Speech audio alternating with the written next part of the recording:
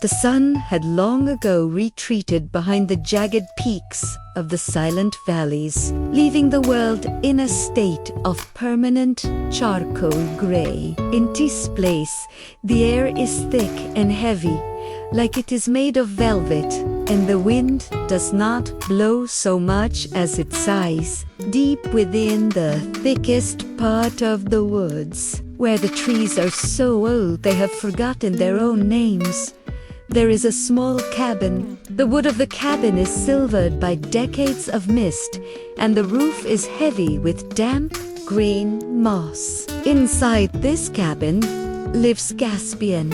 He is a boy who carries a sadness so deep and so old that it has become his only shadow. He moves with a slow, heavy rhythm, as if he is walking through water. He sits by his window, watching the indigo light fade into a liquid blackness. On the weeping branches of the willow tree outside, a group of moondoves have gathered.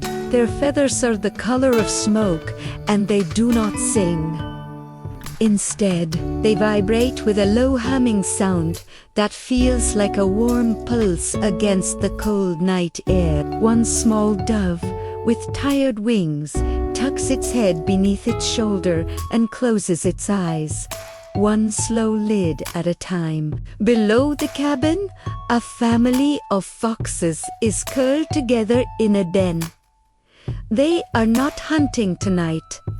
They are only breathing. Their breath creates small clouds of fog in the chill air, and they huddle closer together, feeling the slow, steady heartbeat of the earth beneath them. Caspian watches a single leaf detach from a branch. It does not fall quickly. It drifts and sways, taking a long, slow path through the humid air until it finally touches the ground with a sound that is no louder than a thought. The trees around the cabin begin to breathe in unison, a deep, hollow sound that echoes through the valley.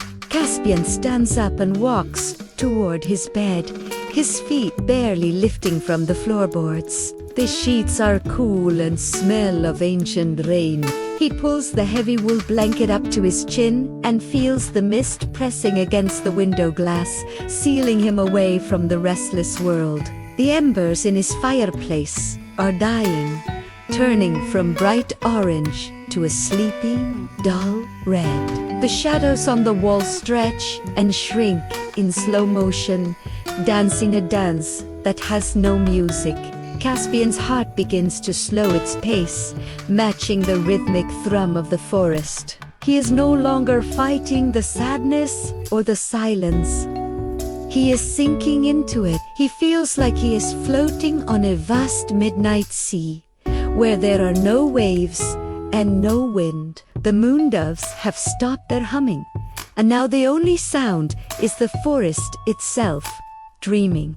The roots of the trees are reaching deep into the cold soil, drinking from the well of forgotten things. Caspian closes his eyes. In the darkness behind his lids is warm and vast. He is walking now in a forest made of silver light, where the animals walk beside him in a long, silent procession. No one speaks. No one moves quickly. They are all drifting together toward the center of the night. His breath becomes a long, slow sigh that fades into the darkness. Everything is still. Everything is quiet. Everything is safe. The forest of silver light stretches endlessly ahead as Caspian walks deeper into the cool, soft glow of his own mind. Every step he takes feels like he is treading on feathers or clouds. Beside him, a large stag with antlers like frozen lightning moves in perfect silence, its hooves making no sound on the shimmering ground. They pass by a lake that is as smooth as a mirror and as black as ink, where the stars are not reflections, but tiny glowing lanterns floating just beneath the surface. Caspian reaches out a hand to touch the air and finds it feels like silk ribbons brushing against his skin. The sadness that felt like a stone in his chest has now turned into a gentle mist that slowly rises and disappears into the silver sky. He feels light and hollow in a way that is beautiful and calm. The trees in this dream forest have leaves made of soft gray velvet, and as Caspian passes them, they lean toward him, whispering secrets in a language that has no words. He understands everything without hearing a sound. Far off in the distance, he sees a mountain made of soft white sand, and he knows that is where the dreams are born. He continues to walk, his body feeling more and more distant, like a memory he is slowly letting go of. The animals around him begin to settle down, one by one. The stag lies down in a bed of glowing ferns, and the foxes from the cabin are here too, sleeping in circles of orange fur on the silver grass. Caspian finds a spot beneath a tree that has branches like a protective cage. He lies down, and the ground feels warm and soft, as if the earth itself is holding him. He looks up through the velvet leaves at the indigo sky and sees the moon beginning to melt into a river of liquid light. The river flows down from the sky and circles his bed, creating a ring of safety and peace. He feels his thoughts slowing down until they are just single sparks of light that blink and then fade away. He is no longer Caspian, the lonely boy in the cabin. He is the mist, he is the silver grass. He is the breath of the sleeping bear. He is the silence between the heartbeats of the forest. The world of noise and pain is millions of miles away, on the other side of a thick, dark curtain. Here, there is only the slow, rhythmic humming of the universe. He feels his spirit expanding until it fills the entire valley and then the entire world. He is everywhere, and he is nowhere. He is completely and utterly at rest. The silver light begins to dim, turning into a soft purple haze that wraps around him like a cocoon. He is ready now to descend into the deepest part of the sleep, where there are no images and no sounds. Only pure, heavy darkness of the void, and in that perfect stillness, he has finally found his peace. In the heart of a bustling, sleepless city lived a young man named Caspian. His world was a whirlwind of deadlines, notifications, and the constant hum of city life. Every night, he would lie in bed, his mind racing like a hamster on a wheel, replaying the day's events and worrying about tomorrow's. Sleep was a distant shore he could never quite reach. The more he chased it, the further it seemed to drift away. He tried everything, counting sheep, warm milk, calming music, but the land of dreams remained an elusive, locked kingdom.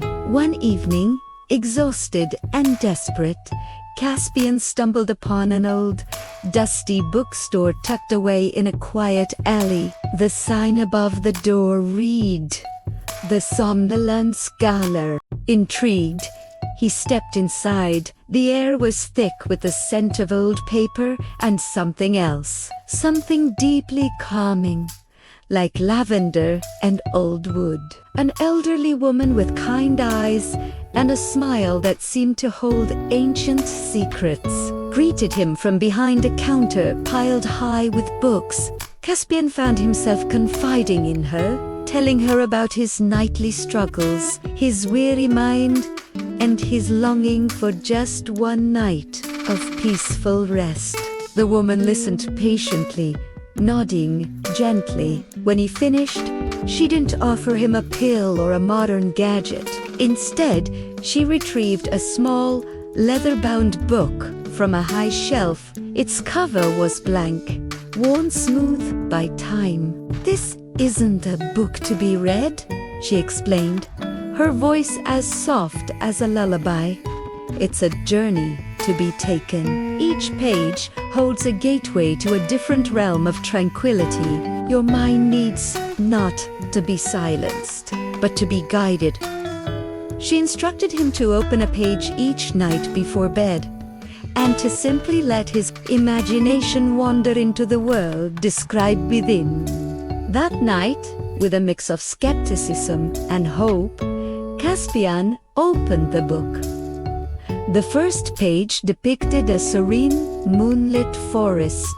As he gazed at the ink drawing, the sounds of the city began to fade. He could almost hear the gentle rustling of leaves and the soft hoot of a distant owl. He imagined himself walking along a mossy path, the cool night air on his skin. He felt the soft earth beneath his feet and saw fireflies dancing like tiny stars in the twilight. His breath deepened, slowing to match the calm rhythm of the forest. For the first time in months, Caspian didn't fight his thoughts. He simply let them drift and merge with the peaceful scenery. Before he knew it, he was asleep, dreaming of starlit woods. The next night, he turned to a new page. This one revealed a vast, quiet desert under a blanket of brilliant stars. The city noise was replaced by a profound silence, the kind that feels ancient and sacred. He imagined the feeling of fine sand sifting through his fingers and the immense open sky above him. He wasn't lost or alone. He was part of something vast and eternal. The worries that had seemed so large and urgent just moments before now felt tiny and insignificant under the grand celestial dome. He felt a sense of release, a letting go of control. And once again, sleep found him effortlessly. Night after night, Caspian's journey continued. He explored floating islands in the sky, sailed on a calm, glassy sea under a setting sun, and wandered through a garden where flowers bloomed with soft, gentle light. Each page was a new sanctuary for his mind. He learned that the key wasn't to empty his mind, which felt impossible, but to fill it with peace. He was learning the art of mindful escapism, a gentle redirection of his focus from the chaos of his life to the tranquility of his imagination. His bedroom was no longer a battleground for sleep, but a launching pad for beautiful inner voyages. Caspian started noticing changes during the day, too. He was more focused, less irritable, and more present in his daily life. The deep rest he was getting each night was healing him, not just his body, but his spirit. He realized the sleeplessness wasn't just a physical problem. It was a symptom of a life out of balance, a mind that had forgotten how to be still. The little book wasn't magic. It was a tool, a guide that taught him to tap into the well of peace that already existed within him. One day, he returned to the bookstore to thank the old woman. He found her arranging books, that same timeless smile on her face. "The book," Caspian began, "it changed everything."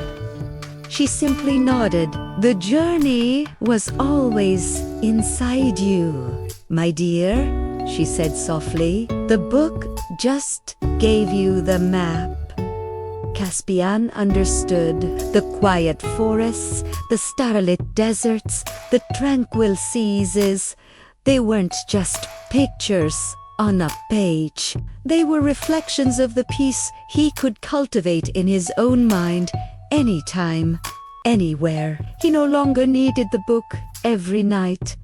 He had learned to create his own mental sanctuaries. When his mind started to race, he would simply close his eyes and picture himself back in one of those serene worlds. He could summon the rustling leaves, the silent stars, the gentle waves at will. He had become the cartographer of his own inner peace. His journey to deep rest hadn't been about finding a magic cure, but about rediscovering a skill we all possess: the power of our imagination to create calm in the storm. Caspian had finally found the shore he had been searching for, and he learned he could visit it whenever he wished.